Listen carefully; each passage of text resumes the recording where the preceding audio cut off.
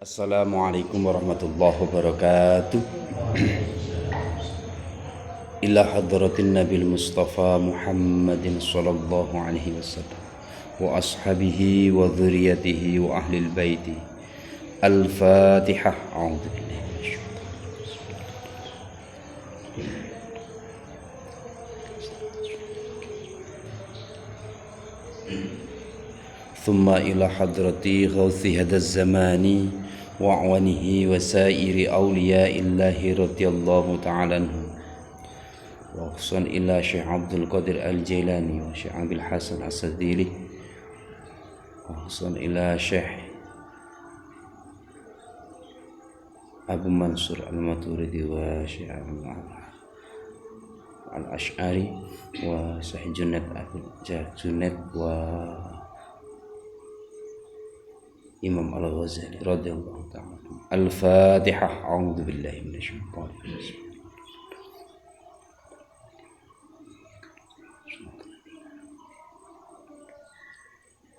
Wa ila hadrati Syekhuna Al-Musayyib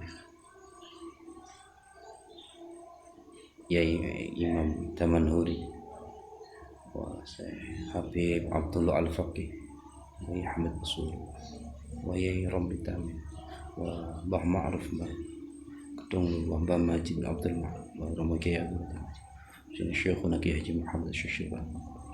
Al-Fatihah. A'udzu billahi minasyaitonir rajim. Bismillahirrahmanirrahim. Alhamdulillahi rabbil alamin arrahmanir rahim maliki yaumiddin. Iyyaka na'budu wa iyyaka nasta'in.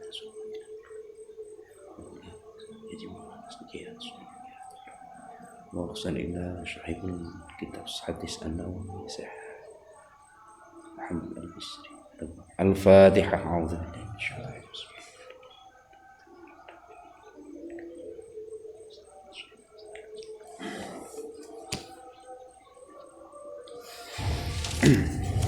Bismillahirrahmanirrahim. Terusane hadis ingkang diawali kalian huruf ain ya. Hadis kang nomor 256. Alaikum bi qiyamil laili fa innahu da'bus sholihin qablakum wa qurbatun ilallahi ta'ala wa manhatun anil ithmi wa takfirus sayyiati wa madradatu lidda'i anil jasad. Rawahu Ibnu Sinni an Jabir. Artosipun Kanjeng Nabi dawuh, sira kabeh padha netepono nglakoni salat bengi. Mongko sak temene salat bengi iku dadi pengadatane wong kuno utawa wong kang sadurunge sira kabeh, kang padha saleh lan bisa ndadekake keparek marang Gusti Allah Ta'ala lan bisa nyegah sangka penggawean dosa lan bisa nglebur dosa lan bisa nolak marang penyakit sangka awak. Hadis ini memberikan keterangan, insyaallah sudah jelas nih, salah satu fadilah salat malam ya. Memang salat malam itu bisa dikatakan amalia favorit Kanjeng Nabi ya. Rasulullah itu sangat setiap malam ya. Bahkan beliau menghukumi wajib bagi saya tapi sunnah bagi umatnya adalah termasuk sholat sunnah, yaitu qiyamul lail ya. Sholat yang dilaksanakan di malam hari. Adapun sholat malam itu para ulama sepakat dan sesuai itu sepertengah malam, sepertiga malam ya, sepertiga malam, kok sepertengah malam, sepertiga malam ya, jam 3, setengah 4 itu bagus ya, sadurunge subuh. Jadi yang harus kita lakukan sholat apa saja boleh, sampean kalau mau sholat tahajud boleh. Kalau sholat tahajud itu kaifiyahnya jelas kudu turu dhisik. Kalau tidak tidur ya sholat witir boleh, sholat witir boleh. Sholat witir, walaupun dalam sebuah hadis menceritakan sholat witir itu gini, intinya gini, laksanakan sholat witir walaupun hanya 1 rakaat ya, tidak apa-apa, walaupun hanya 1 rakaat. Jika takut misalnya bangunnya terlalu mepet Misal tangi wis jam 4 kurang apa, sholat 1 rakaat tidak apa-apa, itu bagus. Itu bagian dari sholat malam. Sholat khawatir subuh, sholat malamnya cuma 1 rakaat, tidak apa-apa, yang penting ada sholat malam. Karena memang inilah amaliyah orang kuno ya. Termasuk bagian dari puasa, sholat malam itu memang amaliyahnya orang kuno, orang-orang soleh pada zaman dulu. Yang jelas zamannya as-salafus saleh ya. Wong-wong zaman biyen amaliyah yang sangat dilanggengkan derek Kanjeng Nabi engko sholat malam. Jelas fadilahnya banyak. Satu tadi bisa menjadikan kita lebih dekat dengan Allah. Lebih kita mampu merasakan kedekatan kita dengan Allah ya. Saya bahasakan lebih kita mampu merasakan kedekatan dengan Allah. Ya, hakikinya memang Allah sudah dekat dengan kita ya, sudah dekat. Tapi kitanya yang tidak mampu merasakan dan betul-betul maujud betul Allah itu yang kita rasakan, yang kita lihat melalui dengan makrifatul qalbi kita. Dengan sholat malam itu justru malah ngarai gembuk hati, fahami hati tentang bagaimana keberadaan yang maujud yaitu Allah Subhanahu wa taala ya. Terus kemudian yang kedua bisa mencegah dari perbuatan dosa. Kan kita sering ya, kita dengar ini gini. Salat itu tanha anil fakhsya wal munkar. Salat itu mencegah dari fasyik dan kemungkaran. Fakhsya dan kemungkaran ya. Salah satunya ya ini ya. Sebenarnya memang sebagian itu mengatakan ini salat malam. Kalau salat wajib itu ya memang sudah kewajiban kita, monggo wong itu ya pantas. Makanya zaman akhir itu gini. Kalau zaman dulu itu orang yang luar biasa itu orang yang sholat 5 waktu pasti, tapi sholat malamnya rajin, sholat sunnah sering dilakukan. Berarti orang itu luar biasa. Tapi sholat akhir ini wong wis cukup pas saja wis dianggap baik. Kan ibaratnya gini ya, orang melakukan sholat sunnah itu atau sholat malam juga ini bagiannya, ibaratnya kayak gini. Lek wong mbak sholat 5 waktu saja, ibaratnya kayak orang makan habis 5.000 bayar 5.000 ya wis pas. Berarti gak ada riwayat kebaikan tuh ya. Tapi lek wong sholat ditambah sunnah itu podo karo wong mangan tek 5.000 bayar 10.000 gak usah dibalik nih. Berarti orang baik tuh ya. Orang baik. Tapi kalau ndak ada kesunahan sama sekali, ibaratnya seperti itu. Sama kayak orang bayar mangan tek 5.000 atau beli sesuatu habis 5.000 bayar 5.000 pas ya biasa saja. Berarti makanya kalau orang dulu rajin sholat 5 waktu ya biasa saja. Biasa. Nggak istimewa. Tapi kalau dia sudah menyisikan waktunya menambahkan dengan sholat sunnah termasuk di antara yang paling istimewa yaitu sholat malam. Memang di antara sholat sunnah hari-harian dia hari-hari sholat yang sunnah dilakukan hari-hari. Sholat yang paling utama ya sholat malam. Kedua duha. Ketiga rawatib yang mengiring-iringi. Gridnya gitu. Kalau sholat malam kan ini abad ya. Sesuatu yang berat itu mesti nomor siji ya. Nomor siji. Nomor loro duha. Nomor telu sholat rawatib atau sholat qobliyah wa ba'diyah sebelum sholat wajib itu. Bahkan gini, salah satu kelebihannya lagi sholat sunnah ini yang sering kita lakukan. Nanti kelak gini, kita itu amal sholat kita itu nanti ditanyakan sama Allah. Jadi malaikat itu menghisab. Ya Allah, sholat wajibnya ini bisa dikatakan tidak masuk kategori diterima oleh Allah ya. Oleh ngono golekno sunah. Jadi karena dia punya sholat sunnah maka menjadikan semuanya diterima. Ya, makanya penting sholat sunnah itu penting. Makanya minimal kalau kita tidak bisa malam tidak bisa tahajud sulit, rawatib lah. Rawatib itu ya wis. Kalau rawatib kita melok endeng-endengan yang dilakukan oleh Ibnu Umar ini gini. Hadisnya gini, hafidtu ani Rasulillah, saya menjagain dari Rasulullah, yaitu sholat duhur 2 rakaat ya, rakaataini qoblal duhri wa rakaataini ba'dal duhri. Dia selalu menjaga. Mari sholat duhur luru, baru setelah sholat duhur 2, terus wa rakaataini qoblal asri dan 2 rakaat sadurunge asar, terus malih wa ba'dal isya dan sesudah isya. wa ba'dal maghrib, terus mari wa ba'dal isya wa qabla subuh. Sadurunge sakmarine maghrib, sakwise isya, sadurunge subuh. Lek subuh harus qobliyah ya. Itu kamu jaga betul, zaman kita jaga bersama tuh. Wis gak kuat soalnya. Insyaallah garai salat wajibnya ini tergeret diterima. Makanya saya sampaikan salat sunnah ini penting. Ngarannya sunnah, malah justru keliru ya. Maksud saya gini, wajibnya penting, tapi justru nilai wajib ini menjadi luar biasa karena kita tambahi dengan sunnah. Makanya salah satu lek pingin sholatnya diterima, ini melalui secara keilmuan ya. Yang jelas ya terima nggak terima ini semuanya hak Gusti Allah. Tapi salah satu keilmuannya gitu. Siji jamaah, nomor loro qobliyah wa ba'diyah aja sampai hilang. Is minimal sama duit lah ya. Minimal duit. Dalam sehari itu punyalah qobliyah wa ba'diyah. Kalau tidak sempat sholat sunnah di antara sholat malam dan sholat duha. Sajane kok cara gelem lakoni enteng semuanya. Sholat malam itu misalnya tangi kita jam 4 gitu ya. Subuh kan ono. Gak nutut kita sak rakaat saja cukup di lungas subuh, gak apa-apa. Kita niati sholat witir saja. Sudah jadi sholat malam. Sudah jadi sholat malam. Sholat duha pagi cuma ambil 2 rakaat saja, rutin enggak apa-apa. Yang penting ada. Itu yang paling seminim-minimnya. Ya kita usahakan ya. Kita usahakan supaya apa? Nanti rasanya dalam hati beda. Semangat hiroh untuk beribadah itu meningkat. Kecintaan kita dalam urusan ibadah pada Allah itu mesti meningkat. Coba sama rasakan, kalau tidak percaya nanti saya praktekkan ya. Minimal itu aja lah ya. Kalau memang berat itu rawatib. Kalau nggak bisa lek dhuwur kan qobliyah wa ba'diyah to. Cukup qobliyah itu enggak apa-apa, cukup ba'diyah itu enggak apa-apa.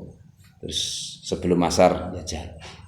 Terus sesudah maghrib jajal. Sesudah isya jajal. Memang yang paling utama yaitu ya. Terus sebelum subuh. Kalau subuh sesudah subuh sholat sunnah nggak ada, malah hukumnya haram ya. Karena setelah subuh itu nggak boleh ada sholat lain. Kecuali ada uzur, misalnya sholat jenazah atau sholat ghaib itu boleh. Kalau ada uzur. Sebelum manjing duha, sebelum tulu isamsi, sebelum keluarnya matahari. Itu gitu. Jadi salah satunya itu. Terus juga dan bisa mencegah dan bisa ngelebur dosa. Dosa-dosa yang kecil, bahkan kalau kita tobat dari dosa besar, kita dengan tutupi dengan banyak sholat malam, insya Allah juga bisa ngelebur dosa. Salah satu ini ya. Mengenai Islam itu medianya banyak. Sekali sampaikan Islam untuk melebur dosa itu banyak.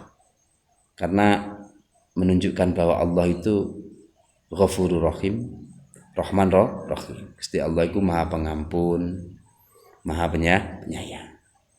Terus yang paling penting ya, mungkin ini salah satu mungkin bisa jadikan tameng kita ya di zaman-zaman yang mungkin bisa dikatakan nakeh penyakit ya.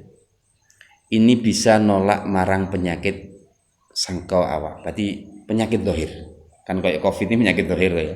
Penyakit dohir. Kalau penyakit hati, insya Allah dengan leburnya dosa, insya Allah hati kita akan bagus. Jadi sholat malam itu fadilahnya zahir wal batin ya. Jadi kalau ada, kita sebagai orang Islam sebenarnya nggak usah takut dengan adanya apapun. Kita yakin pada Allah, termasuk amaliyah ini kita jalankan, insya Allah kita aman. Terus paling terpenting zaman-zaman saat ini nanti doain nanti ada. Saya lanjutkan dulu hadis yang berikutnya. Hadis yang nomor 257. Alaikum bihadihil jannati. Alaikum bihadil habbati saudai fa inna fiha shifaan min kulli da'in ila sama wa huwal maut. Rawahu Ahmad an Aisyah. Artosipun Kanjeng Nabi dawuh, alaikum sira kabeh netepono atau netepi ngulinakne nyenengi kelawan jinten atau jamu. Ini kalau dimaknai secara Jawanya di dalamnya dilingkari ngulinakno jamu. Jamu itu kelawan jinten. Memang jinten itu fadilahnya banyak, manfaatnya banyak. Jinten hitam gitu ya. Jinten hitam. Kalau kita nggak punya jinten ya kita rempah-rempahan bagus ya. Itu meningkatkan kualitas bahasa kita yang sekarang ini, imunitas kita meningkat. Maka sak temene jinten ireng iku kena kanggo tombo sekabehane penyakit ya. kejaba mati, ilal maut. Ya. Kecuali mati. Kalau mati itu sudah takdir ya. Kita nggak bisa meminta lebih cepat dan nggak bisa meminta untuk diundurkan. Kalau itu urusan mati. Ini juga pas ini ya. Makanya kalau kita makan selain jinten, ini jinten hitam ini bisa kita mengkonsumsi bagus. Jinten hitam.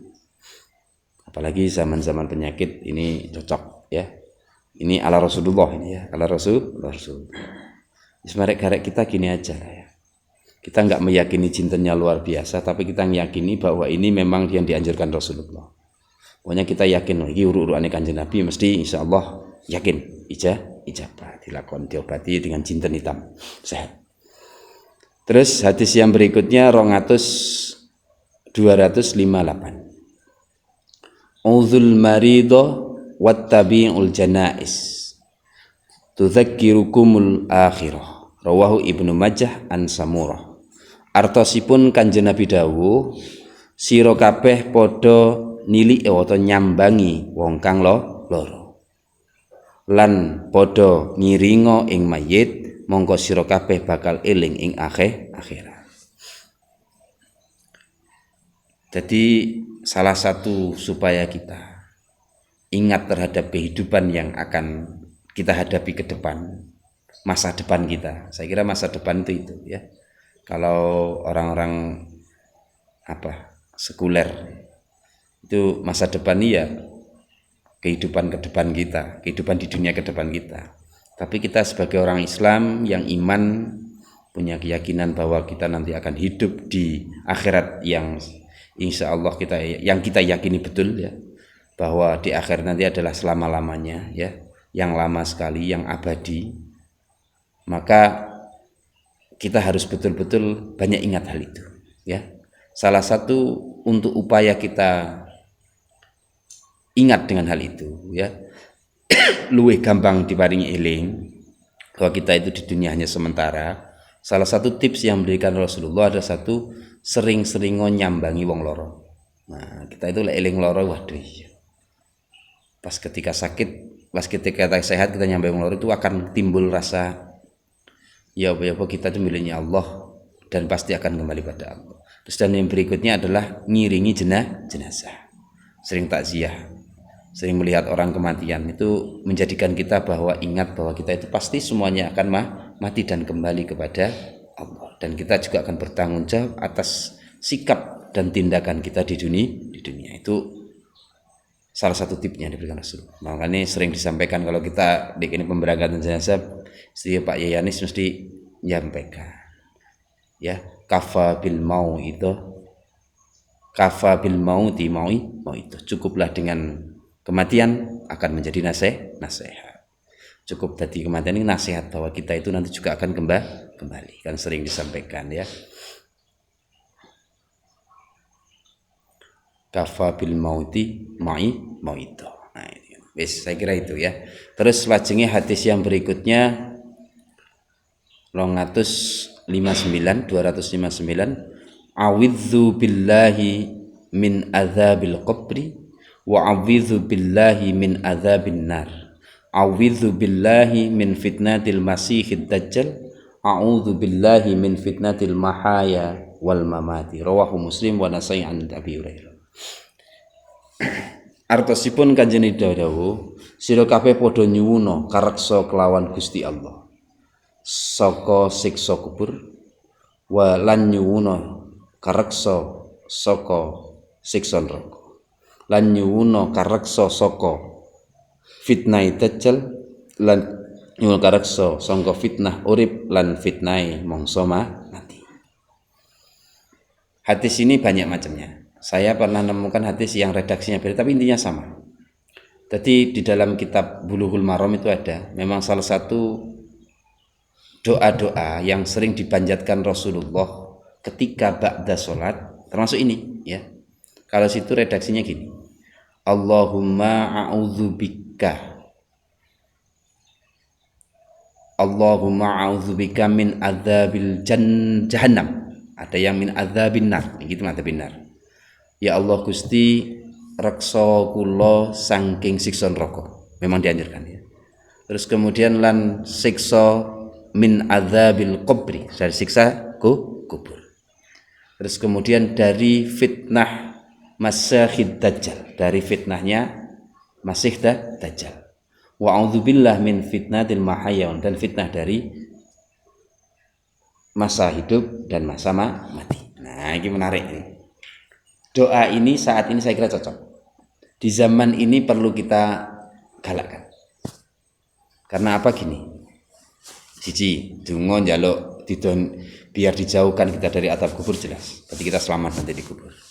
Terus dari azab neraka, jelas nanti kalau kita dijabahi doanya dijauhkan dari azab neraka. Ini coba kita seringkan ya. Kalau nggak bisa bahasa Arabnya, bahasa Indonesia, ya Allah Gusti jauhkanlah saya dari azab neraka. Ya Allah Gusti jauhkanlah saya dari azab kubur. Dan ya Allah Gusti jauhkanlah dari saya fitnah Masih Ad-Dajjal. Fitnah Dajjal. Terus ya Allah Gusti jagalah saya dari fitnah ketika hidup dan fitnah ketika mati. Nah, saya jelaskan. Sekarang itu bagian dari keadaan ini. Saya pernah dengar itu yang ceramai Dr. Ar-Razi Al-Hasim Robbi Hasim menyampaikan bahwa saat ini sudah dalam artian sudah pasca dimulainya fitnah Dajjal. Ya COVID ini bagian dari munculnya fitnah Dajjal. Awal masih awal. Karena memang bahasanya gini. Kita menerima berita yang asli kan enggak. Terus selanjutnya kan doanya gini, fitnah ketika kita hidup dan fitnah ketika mati. Nyatanya di dalam COVID ini fitnah mati juga ada. Terus mati sih di fitnah. Iya lah. Mati sih di fitnah. Ini keren tuh ya. Makanya kita ndonga, muga-muga dalam keadaan ini kita tidak sampai yang masuk dalam fitnah mereka. Terus juga enggak masuk dalam fitnahnya Dajjal. Ini kan gitu ya sekarang ya. Ini sih awal. Makanya saya ketika merungokne kajiannya itu saya cocok. Zaman ini sudah zaman yang dimana wis ndedek-ndedek akhir ya. Beliau sempat mengutip dalam sebuah kajiannya yang pertama awal gini, karena sudah dikatakan ini zaman-zaman manusia berakhir. Beliau itu saya cocoknya sama bisa ndelok kajiannya Dr. Ar-Razi Hasim. Dia itu mengkaji Al-Ghaus hada zaman atau Sultanu Auliya. Pada kajian itu beliau menyampaikan bahwa saat ini karena apa yang namanya Ghaus hada zaman itu salah satu sosok wahiduz zaman, siji-sijine wong yang dalam setiap harinya tidak pernah putus dalam hatinya beringat dan zikir tawajuh pada Allah. Cocok ini kayak kita yang diajarkan oleh Mbah Yai Majid, beliau Romo Yai Abdul Latif di dalam ajaran Wahidiyah juga diceritakan tentang Al-Ghaus seperti ini. Semua torekoh paham tentang ini, semua torekoh ya paham tentang namanya Al-Ghaus. Dia selalu tawajuh pada Allah. Ketika dia tawajuh pada Allah, lek bahasanya gini, lek sampai 1 menit detik saja dia gak tawajuh, dunia ini kiamat ya, karena dia wakilnya Rasulullah untuk menjaga dunia. 1 menit lali mbek Gusti Allah, kiamat sudah, kiamat.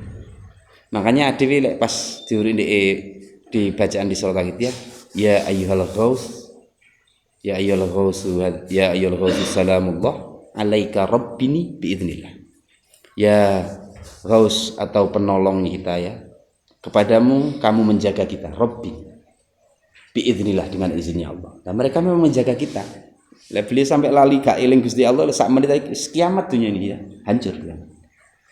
Lah itu adanya, itu diyakini dalam akidah Ahlussunnah wal Jamaah, khususnya di dalam orang-orang thariqah. Al-Ghaus itu setiap itu selap dekade itu ada jumlahnya ya, sama seperti Nabi dan Rasul. Nabi dan Rasul itu jumlahnya 25. Al-Ghaus itu juga 25. Mulai dihitung dari Sayyidina Hasan bin Ali sampai sekarang. Nah sekarang itu kalau kan nanti khutmul anbiya, kalau di Nabi dan Rasul kan khutmul anbiya atau penutup para nabi adalah Rasulullah yang ke-25. Sama Al-Ghaus nanti yang ke-25 adalah penutup. Lah yang 20 sekarang itu sudah sampai 24. Wis entek-entekan ya. Entek. Lah, yang 24 ya wis masanya sudah mepet. Nanti terakhir Al-Ghaus 25 adalah Imam Al-Mahdi. Ini nanti lah saat ini dan nanti munculnya beliau menyampaikan munculnya Dajjal dan Imam Al-Mahdi itu bersamaan. Dajjal muncul, mesti muncul bukan berarti lahir. Enggak, Dajjal itu diyakini sudah ada. Dia mulai beraksi, Imam Al-Mahdi juga akan turun. Saat ini juga sudah ada Imam Al-Mahdi itu. Sudah terbentuk ya. Tapi podo-podo sudah berancang-ancang. Nah, makanya dari situ lek ndelok keadaan ya memang sudah akhir. Ya amit nyuwun sewu, aku mbek sampean kabeh aja yang sudah Islam sejak kecil kita jaga kewajiban kita aja enggak terlalu. Ya kan sudah mulai Islam aja sudah enggak berkualitas ya ora. Nah, kita ya rada tak pikir-pikir Islam 24 ya. Tapi ya 24 isan ya, sudah berapa. Jadi waktu zaman sudah dilungkas sudah. Nah ini kita sudah diajarkan bendino Fatihah wa ila hadrati hosiyata zaman. Berarti kita masuk pun ganti hostnya. Karena host itu gak ada yang roh ya. Host itu rahasia. Yang roh hanya Allah dan Dia. Bahkan kalangan para aulia pun podo-podo wali ini nggak roh. Pangkatnya host atau tidak itu kadang-kadang podo nggak roh. Tapi al-host suruh kabeh. Memang rahasia. Dan beliau itu Yus gak tampak, tidak tampak, biasa-biasa saja tampaknya. Ini al-Ghaus. Terus nanti kalau sudah ganti Imam Mahdi, semuanya harus pindah dari Imam Mahdi. Kalau enggak, ya enggak selamat sudah. Paling melok Dajjal. Makanya di sini sampaikan, a'udzubillah min fitnatil Dajjal. Allahumma a'udzu bika min fitnatil Masihid Dajjal. Dajjal itu juga punya gelar yang diberi oleh Al-Masih ya. Al-Masih ini kan ada Isa Al-Masih. Dajjal juga Al-Masih. Yang asli Isa Al-Masih. Soalnya gini, orang-orang Yahudi, orang-orang nanti pengikutnya Dajjal, itu yang dikira Nabi Isa Al-Masih ya Dajjal. Makanya dia punya julukan Al-Masih tapi dari golongan yang mengikut. Makanya ben ono Al-Masih 2. Podo ampui. Bahkan di kajian itu nyeritakno gini. Sekarang itu banyak yang yakin bahwa Dajjal itu ya namanya Samiri. Samiri itu sejak kecil, itu beliau itu lahir, cerita ya. Beliau itu lahir dari bapaknya Nusewu. Menikahnya itu pokoknya Dajjal itu lahir di luar nikah. Bapak ibu Dajjal ini juga hasil dari yang tidak betul juga. Ini lahir Dajjal. Dajjal itu cilike di rumah karo malaikat Jibril. Dikongkon Gusti Allah. Makanya saktinya luar biasa. Namanya Samiri. Ampuh betul. Dan Samiri ini pernah masuk di zamannya Nabi Musa. Ketika Nabi Musa kate oleh Taurat kan topo nang gua Sur ya, kalau nggak salah. Di gua ketemu. Kan umatnya ditinggal sin Joko Nabi Harun cacai Nabi Musa. Selama 40 hari dileboni Samiri semuanya langsung kafir. Hebat, langsung nyembah patung sapi. Nah, Samiri ampuh kok ya. Jadi patung-patung so ngomong kabeh. Iki sembah, iki pangeran. Kabeh kafir. Banyak yang kafir. Akhirnya Nabi Musa balik ngamuk. Sapa? Nabi Harun dicekel jenggote. Kate ditempeling, wedi lah. Nabi Musa tangannya tangan besi, sekali pukul pasti mati. Akhirnya ngamuk, aku mboten enggak ngerti apa-apa ini. Akhirnya semuanya oleh petunjuk, semuanya yang ingin bertobat harus bunuh diri. Zamannya Nabi Musa tobat kudu bunuh diri. Apa tuh? Lek kepengin tobat selamat mbende akhirat kudu bunuh diri, berat. Akhirnya yang pengen selamat ya bunuh diri semuanya. Sopo biyani? Akhirnya diparani Samiri. Nabi Musa enggak ngamuk. Samiri, napa sih kon kok ngene? Karena Nabi Musa tahu, tak tembiling mesti ora apa-apa. Padha-padha didikane malaikat Jibril. Padha-padha didikane malaikat Jibril. Samiri itu Dajjal itu nanti didikane malaikat Jibril. Makanya kayak awake dhewe alah. Kalah. Karena wong hebat ya. Tidak, makanya wis tah ngalih aja, makanya ngalih saja. Itu dalam waktu jangka 40 hari semuanya jadi kafir. Dan nanti Dajjal menguasai dunia namung 40 hari. Tapi 1 hari serasa 1 tahun. Kayak zaman-zaman awake dhewe pian cilik-cilik pian, zaman kan rasa suwe. Ya ngono kok, karena bahkan diprediksi nanti zaman itu teknologi insyaallah sudah tidak sehebat sekarang. Karena waktu akan kembali suwe, terasa lama sekali. Nah ini nanti yang bisa membunuh adalah Al-Masih yang asli. Akhirnya Nabi Isa turun. Itu entah kapan terjadi, wallahu alam. Yang jelas info terakhir yaitu Al-Ghaus itu sudah 24. Tadi garek ngenteni marene 25. Ya semua hari ketemu tak ndak, wallahu alam ya. Jelas wallahu alam. Yang jelas makanya doanya Rasulullah ini saya kira lebih banyak kita amalkan. Meneng lek mari salat ndonga ngono ya. Ya Allah Gusti, mugi-mugi kula jenengan jauhkan dari azab kubur, jenengan jauhkan dari azab neraka, jenengan jauhkan dari fitnahnya Dajjal, jauhkan dari fitnah semasa hidup dan semasa mati. Ternyata fitnah itu wis mati ke fitnah itu aneh. Ya buktinya jangka ya. Jarine ora covid no. Itu kan masuk bagian dari fitnah dalam fitnatul wal mamati, fitnah setelah mati sih oleh fitnah. Ini makanya dunia ini cocok. Ya semoga-moga ya kalau kita doa mohon pada Allah supaya dapat perlindungan. Di zaman sudah mulai ya, memang sudah mepet ya udah. Makanya nanti orang yang paling selamat nanti ya yang memiliki keimanan kuat, betul. Bukan kepandaian keilmuan loh ya. Masuk pinter daging itu sebagainya, tapi iman tauhidnya nggak kuat tetap kalah. Tapi kita yang gak jago dalam dalam artian menyampaikan keagamaan, tapi kita yakin banyak ilmunya dan kita amalkan, yakin pada Allah dan Rasulnya, selamat. Dan terus mangke lek nitani wonten Imam Mahdi ya napa? Mesti nanti ada woro-woro, pasti. Karena nanti Imam Mahdi itu sifatnya enggak siri, wis diflorkan. Saya adalah Imam Mahdi. Saya adalah yang karena lawannya jelas ya. Lawannya siapa? Dajjal, jelas. Lawannya Dajjal. Makanya saya tidak termasuk orang yang ikut Dajjal, itu enggak ada. Dajjal cuma fitnah-fitnah sosok gambaran seseorang. Ada. Saya yakin ya Samiri itu. Ya gak pawaan kok rendah. Itu ilustrasi saja. Itu normal biasa saja, tapi kehebatannya sudah. Karena banyak cerita, sebenarnya redaksi-redaksi yang bisa dijadikan rujukan. Hadis-hadis yang menceritakan ada jelas. Jadi bukan dalam artian sekedar yo jadi sekedar perumahan Amerika itu. Enggak, kalau saya Amerika itu bagian anak buahnya. Mereka tetap saat ini pun dia menunggu sosok Samiri ini ya. Samiri ya celering ya dia. Ripate celering memang ya. Samiri itu memang gitu.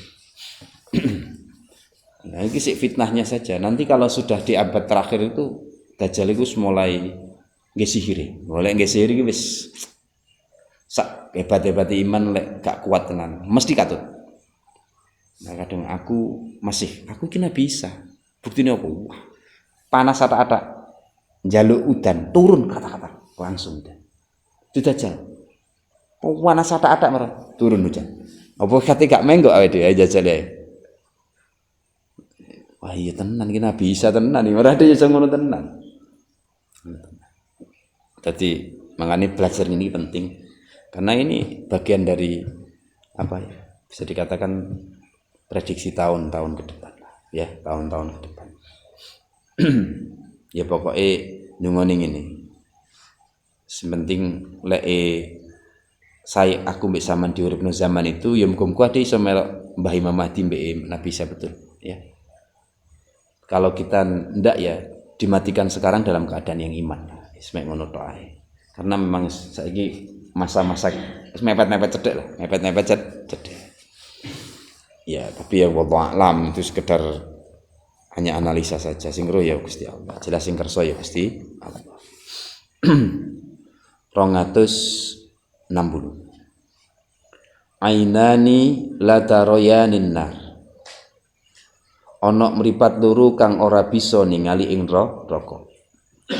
Ainun bakat wajilan min khasyatillah wa ainun batat takla'u fi sabilillah. Rawahu at-Tabrani an Anasin. Meripat loro yang tidak akan melihat neraka, satu yang meripat kang nangis krana saka banget wedine saka kuwatire ing Gusti Allah. Kuwatir, wedi tenan Gusti Allah. Khasyatillah, betul-betul takut kepada Allah. Khasyatillah itu betul takut tapi taat. Wedi yang takutnya itu implikasi dari takut, dampak dari takut, akhirnya dia memunculkan sifat ketaatan kepada Allah. Dia nangis, wedi tenan Gusti Allah. Angger ibadah nangis, wedi mbek Gusti Allah krana awake dhewe kakean dosa. Orang seperti ini, mata yang seperti ini, mata yang tidak akan melihat neraka. Semata yang kedua adalah mata yang sewengi-wengi setiap malamnya meleh njogo sabilillah dalan kang tumuju marang keridane Gusti Allah. Melek tapi zikir marang Allah. Bukan melek jagong ya. Melek jagong ya jagong sing lillahi taala betul. Tapi kalau kita syariatkan malamnya dibuat kanggo wong ulama-ulama ahli fikih nyampaikan melek bengi, tangi wengi, tapi dibuat zikir, dibuat sholat tahajud. Ini malam mata-mata yang seperti ini yang menyempatkan matanya untuk bangun dan untuk beribadah pada Allah. Mata yang seperti inilah yang jauh dari neraka. Jauh dari neraka. Ono hadis motivasi buat kita ya. Saya kemarin tuh ngaji babakan ini dulu. Saya tidak terlalu hafal, tapi intinya gini. Orang yang jaga malam, melek bengi, tapi dia tidak menjalankan satu rakaat pun untuk sholat malam, masuk turun satu rakaat pun tidak satu malam, itu bagaikan bangkainya babi. Aku rasa, kok jeruman, koyok bangkainya hayawan ini. Jadi melek bengi, tapi tidak mengadakan sholat satu pun rakaat untuk satu malam. Ini diibaratkan bagaikan bangkai. Nah, ini paling enak saya minta sama-sama kabeh lak kulino melek. Minimal sempatnya sak rakaat teh, salat witir sak rakaat ya. Wis nggo ben malamnya itu tidak menjadi bangkai. Ya, bahasanya gitu ya. Saya maca iku salah hadis sahih Bukhari Muslim. Aku rada mikir. Wah iya, oleh tangi ndelok bal-balan enteng aku ngono ya. Bal-balan enteng, tapi nyempatkan satu rakaat saja sulit. Ini berarti ini bagian saya ini ya. Bagian tidak baik buat saya. Jadi diusahakanlah ya. Diusahakan ini ben belajar baik-baik bareng-bareng. Kalau tidak mampu ya tidak apa-apa. Tapi orang meleknya mampu kok. Sak rakaat aja tidak mampu. Sak rakaat saja ya. Tidak usah banyak-banyak. Tidak usah banyak-banyak. Itu bagian dari kebaikan buat kita. Kadang-kadang aku yang ngono. Waduh gila kalah ini. Kalah terus ini ya. Mulai zaman-zaman saiki ya. Kita harus menang ya. Insyaallah sama coba satu saja. Sebenarnya ini melek-melek itu semuanya biar meleknya itu jadi hasanah. Mek sak rakaat jadi hasanah semuanya ya, jadi hasanah semuanya. Tapi ya itu ilmu amaliyahnya ya, ilmu amaliyahnya. Selanjutnya ya. Al ilmu mirathi wa mirathul anbiya'i qabli. Rawa adlami an umihani. Artine Kanjeng Nabi dawuh, ilmu iku warisane ingsun, dari Kanjeng Nabi ya. Ilmu itu warisan. Lan warisane para nabi kang sadurunge ingsun. Ilmu itu warisannya Allah, warisannya Kanjeng Nabi dan juga warisannya para nabi-nabi sebelum Rasulullah. Jadi makanya dalam riwayat lain al ulama warisatul anbiya. Warisnya para nabi adalah ulama. Lain ciri khasnya ulama mesti ngajar. Paham ya? Ciri-ciri ulama itu mesti ngajar keilmuan. Berarti dia betul-betul warasatul anbiya. Kalau dia ngaku ulama kok enggak pernah ngajar keilmuan untuk kita belajar ibadah dan lain sebagainya, berarti belum warasatul anbiya. kan al ulama warisatul anbiya. Ulama iku pewarisi para nabi. Lah warisane nabi adalah ilmu. Lah ciri-ciri dari seorang ulama adalah ngajar ke ilmu.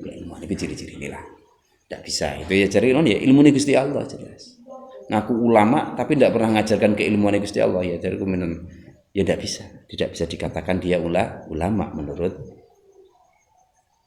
hadis-hadis yang ada gitu nggih bisa dipahami. Wis selanjutnya 262 al ilmu khaza'inu wa miftahuha su'alu fasallu yarhakumullahu fa innahu jaru fihi arba'ah as-sailu wal muallimu wal mustami'u wal muhibbul lahu rawahu Abu Nuaim an Ali. Artosipun Kanjeng Nabi dawuh ilmu iku minangka gedhong ya dene kuncine yaiku pitakon mongko sira kabeh padha takono ing babakan ilmu kang din ganjar iku ora nemu wong siji bali ana wong papat. Wong siji wong sing takon, wong nuduhaken ing wong kang takon, wong sing ngrungokaken lan wong kang demen marang wong kabeh mau. Jadi ngene. Ilmu itu ibarat sebuah bangunan ya. Dan kuncinya untuk kita masuk pada ilmu adalah takon ya. Kalau tidak paham harus takon. Lah, dari semua itu kita dianjurkan sering bertanya tentang babakan ilmu atau kaifiyah ibadah, takok. Tidak apa-apa sering tanya. Terus kemudian karena dari fadilahnya orang tanya, iku sing oleh ganjaran gak mek siji, tapi semuanya yang satu, sing takon oleh ganjaran. Terus sing dudui sing jawab pertanyaan oleh ganjaran. Terus kemudian sing ngrungokke ya oleh ganjaran. Terus demen ambek wong kabeh mau iku ya oleh ganjaran. Kok wong kabeh mau ya maksudnya apa? Ya sing gelem takon, ya sing gelem ngrungokne. Nah, ya gelem sing gelem ngandha kesimpulannya seneng malang wong sing majelis taklim. Kan kadang ana wong aku iku jane sowan, mulai ana wong ngaji kudu-kudu sowan, tapi aku sik urung iso ngaji. Lha ngono sak wis oleh ganjaran. Wong enak ya. Ngono tok wis oleh ganjaran. Wasno arek-arek iku kudu-kudu belajar ngaji rono bareng-bareng. Aku iso seneng, tapi aku urung iso melok. Ngono tok oleh ganjaran. Ora penak ya apa. Dadi kesimpulannya itu penak tenan. Tapi zaman jangan ambil poin yang bawah ya. Ya iso yo kafe yen telu-telune soalnya poin bawah aku seneng tok wis men gak nyang ya aja lah. Yo level iki kan sajane nunjukno levelnya yang paling bawah itu sih tetap oleh itu ya yang itu ya yang senang. Saya kira itu ya bisa dipahami. Iki kurang siji loro telu tindakna pisan. Sing hadis riwayat sing diawali dengan huruf ain ya. Hadis selanjutnya kang nomor 263. Al ulama'u umana'u ummat rawahu Ad-Dailami al-Usman. Artosipun Kanjeng Nabi dawuh para alim ulama iku wong kang den percaya umat ingsun Kanjeng Nabi sallallahu alaihi wasallam. Memang nyatanya seperti itu. Ya, apalagi kayak saat ini mulai gencar-gencarnya wong sing seneng belajar agama ya. Jadi ulama itu jadi patokan. Bahkan yang ekstrim wong sing ekstrim sing di ulama yang orang yang memang ekstrim sampai dia itu berani ngelawan pemerintah karena ikut ulama. Ya nyatanya ngono. Berarti aturan ini memang seperti itu. Ya, aturan seperti itu. Nah, kadang kena wong sing kokok-kokok ngono ya. Pokoke gak peduli sapa-sapa. Mbok musuh polisi mau sampai ngono barang. Akhirnya ya sampai kejadian ya kayak kita nggak bisa mungkiri bahwa beliau Habib Rizik itu memang cucunya Rasulullah. Dia juga ulama yang duwe santri, duwe murid. Nyatanya sampai muridnya pun tembak lawan pemerintah pun bisa, berani ya. Memang ya itu sudah wis sunnatullah. Wis Kanjeng Nabi juga sudah menyampaikan. Ulama itu yang akan dipercaya oleh umatnya nanti. Ya sampai kita dulu waktu kita bela Gus Dur, orang-orang NU itu waktu bela Gus Dur ketika mau dilengsarkan, Gus Dur nyetop ndak usah dipikir mundunya aja ya presiden. Ya mereka mundur semuanya. Nyatanya memang gitu. Nah, ini memang ya realitanya seperti itu dan itu juga saya kira benar ya. Benar dalam artian kita harus ikut ulama. Dalam artian ikut ulama. Tapi zaman-zaman akhir ini kita harus pinter-pinter mana yang ulama memberikan maslahah dan ulama yang tidak memberikan maslahah. Pokoknya gitu ya, banyak gitu.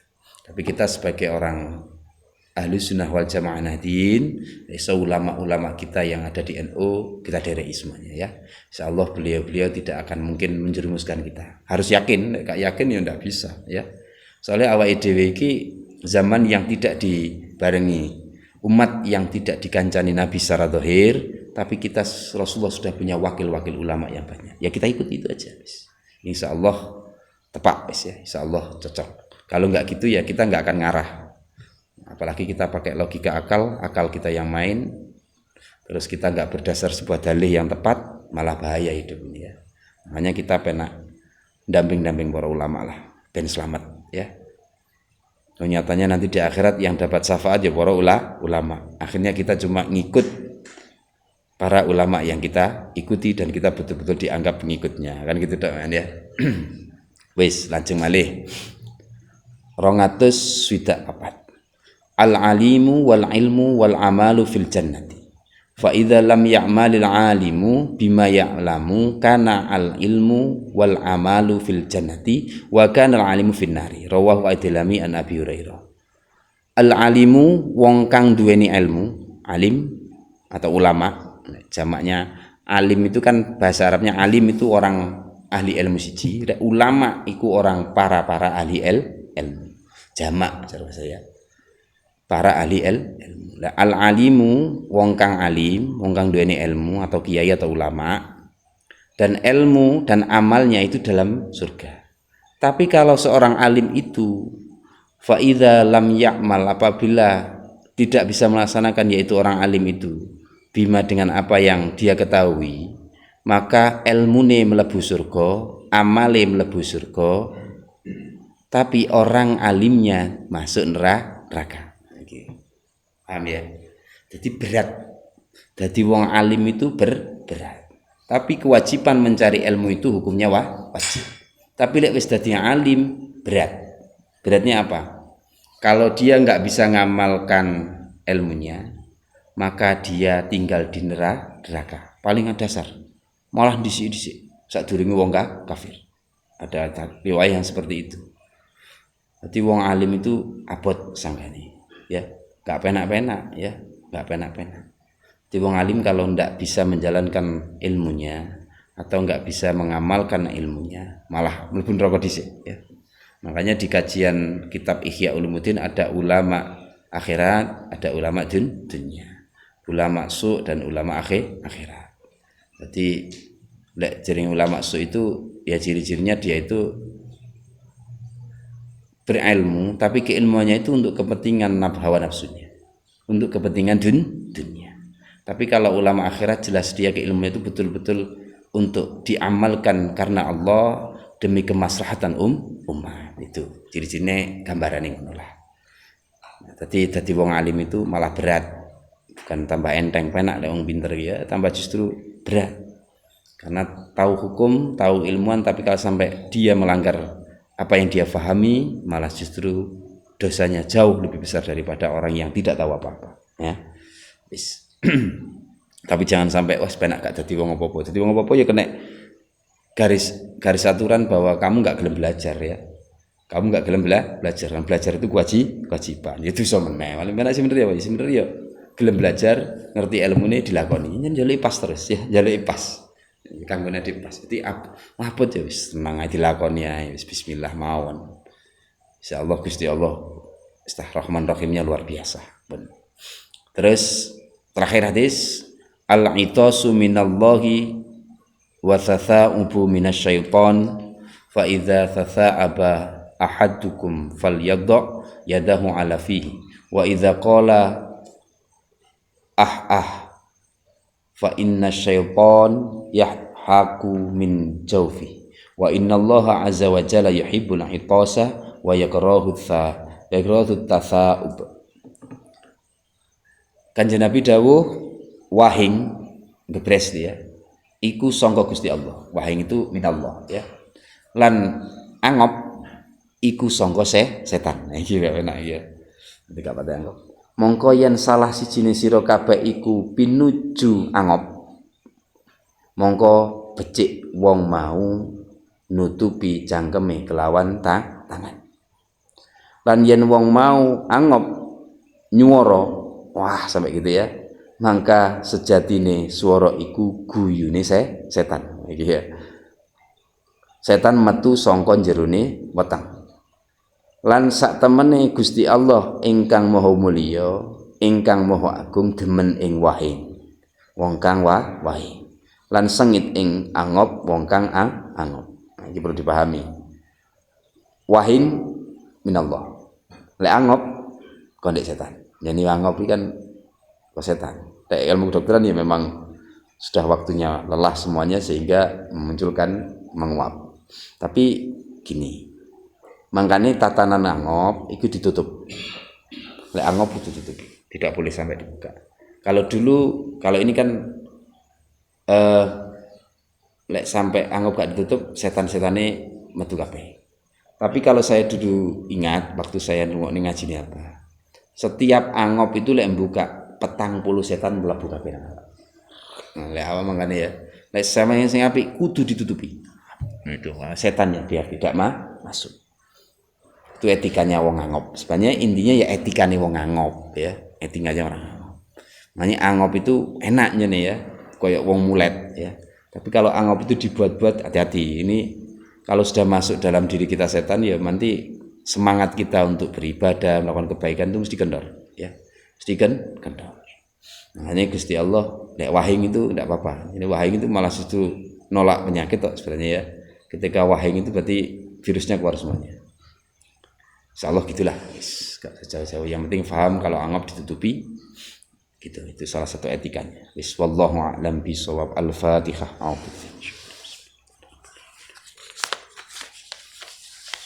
Assalatu wassalamu alayka wa ala alika ya sayyidi ya Rasulullah. Adrikni wa la tadhurni tarfata aini ya sayyidi ya Rasulullah. Bijahidan nabil asri alim wa ruhi salli alaihi salimi. Waftah lana fatha mubina madada wa hab lana ilman laduni syarmada. Ya fatahu ya fatah iftah alina bifutuhil arifin. Al-Fatihah.